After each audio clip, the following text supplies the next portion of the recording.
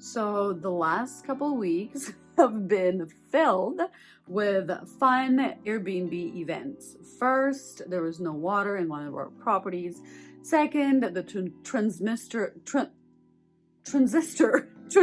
blew in the other property, and there was no electricity for like 4 hours, and we had guests all throughout this time.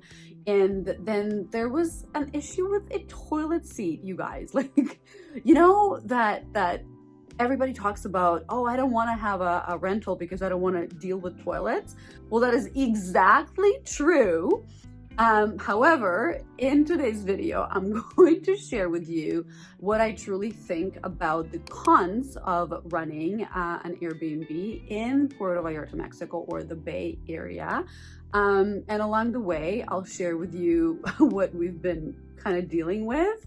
And at the very end, I'm going to share with you why I still believe it is 1,000,000% worth it to invest into real estate here and to grow your wealth and to run your Airbnb rental. It's just sometimes you need that outlet to talk to someone about it. And here I am talking to you about it. Hi friends, and welcome to my channel. My name is Elena, and my family and I moved from Vancouver, Canada to Puerto Vallarta, Mexico in January of 2021. And since, I have been sharing with you amazing real estate opportunities in Puerto Vallarta, Mexico, rental potential, everything there is to know about investing in Puerto Vallarta on my other channel that you can find in the description below.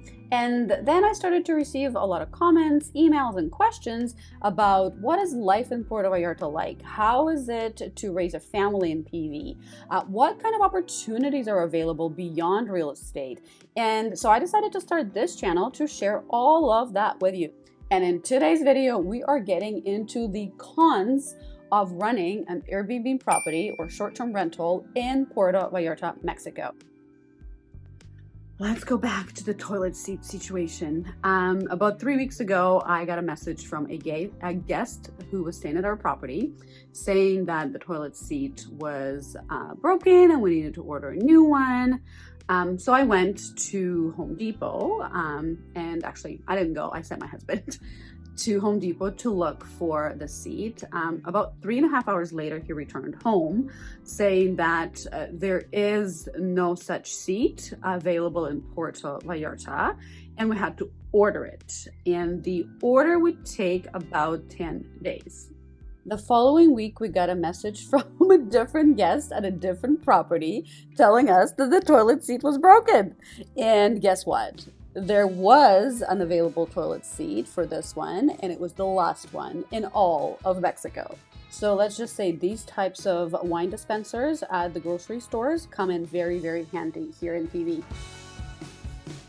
Let's talk about the cons of short-term rentals, Airbnbs in Puerto Vallarta. So what if you are considering purchasing a property, using it as a vacation rental, and then Airbnb-ing it or using it for short-term rentals the rest of the time?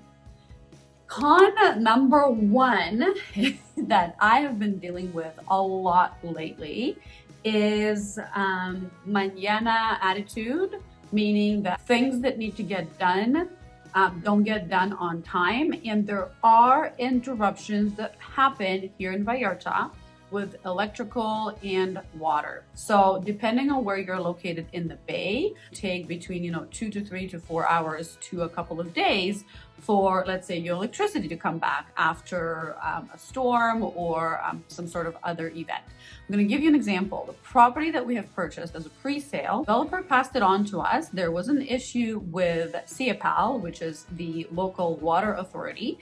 And basically we got our water got cut off for over 30 days, which was insane. So as you can imagine, we had to cancel all of the reservations, and it was quite stressful, right? And that kind of takes me to the next con, which is the language barrier and making sure that people in charge of HOA, if you are in a building, are familiar with the local culture and how things work. It could happen anywhere, but in Vancouver, Canada, for example, this kind of an emergency would have been treated as an emergency, and the essential service would have been restored a lot sooner than 30 days. But in Vancouver, you're not able to Airbnb your property because of the laws against the short-term rentals. So, we take our wins and losses and we deal with them, and that's what we do as entrepreneurs. Whenever you are investing into an opportunity, whenever you find an opportunity, usually you need to weigh your risk and rewards. And for me, the rewards way well outweigh the risks. But I'm sharing this with you just so you know what kind of things you should be prepared for. Another con that I've learned myself of using your property as a short-term rental here, there's not a lot of support and information out there to help you through your journey. Now, there's tons of YouTube videos, there's tons of information and podcasts and what have you about running a short-term rental. However, they're usually focused on general info and they usually apply to Canada and the States. I'll give you an example. I've taken a few programs, familiarized myself with, what to do, what not to do. I belonged to a community and I found that the advice given didn't really apply to me. Let me give you an example. In one of the communities, when a question would be asked about what to do with a guest who's trying to book your Airbnb who has no reviews, they were very strict about just saying, no, sorry, we're not taking people with no reviews. Rightfully so, because you as a property owner risk a lot more by allowing someone who has no reviews into your property, using your property. You have a lot more to lose. So that made sense. However, for the Bay Area, in my view, this rule does not really apply because of the culture. So there are a lot of nationals who travel to specific areas of the Bay, such as Punta de Mita or Bucerías, and not many of them have used Airbnb. And so not many of them have the reviews. And for the first little while, I wouldn't allow guests with no reviews. But then I realized that I was really missing out on the occupancy because I would say 5 out of 10 people requesting the property were coming in with no reviews. So I've changed my policy and I now have a questionnaire that I go through with the potential guests to truly understand, will they be a good fit for our property or not? And that works so much better. And we've been super lucky that this process works. Now, if you are someone who's considering purchasing a property here in the Bay Area and then turning it into short-term rental, and you're planning on managing that property yourself, I am coming up with a 30 days to your first short-term rental guide where I'll share with you absolutely everything that I learned of most importance. So make sure to get on the wait list. The link is in the description because this will be the information that you are not likely to find anywhere else. And if you need any suggestion about toilet seats, well, let me tell you, I'm a pro at it now. Going back to the toilet seat story, we waited for 10 days, we got the toilet seat, and guess what happened? They've improved the design of it, so the toilet seat would not fit, but we made it work. Sometimes little issues like that can cause quite a bit of headache. But in any case, if you ask me if this journey is worth it, I 100% say it is. Just gotta be prepared for these little things. Don't let them bother you. Most of the people are super understanding. So if something like this happens, communication is totally key in, doing your best and getting things figured out. So why am I such a big believer in property ownership in Puerto Vallarta, Mexico? I come from Vancouver, Canada. I lived there for 20 years. And if you've been to Vancouver, if you are from Vancouver, you know property values in Vancouver are insane. They were not always like that. And we're not going to get into the details as of why that's happening. But let's just say that our dollar is really losing its power. But regardless, people who had purchased properties in Vancouver, a coastal city, 30 years ago, 20 years ago, are laughing, even 10 years ago, 8 years ago, have made incredible decisions to own that piece of real estate, because at the time Vancouver was a place where a lot of people were moving to and there was a lot of opportunity. So I look at Puerto Vallarta the same way. I think Puerto Vallarta is a coastal city. I believe there's so much opportunity here, and I know more and more Canadian Americans are realizing that. More and more Mexican nationals are also understanding that.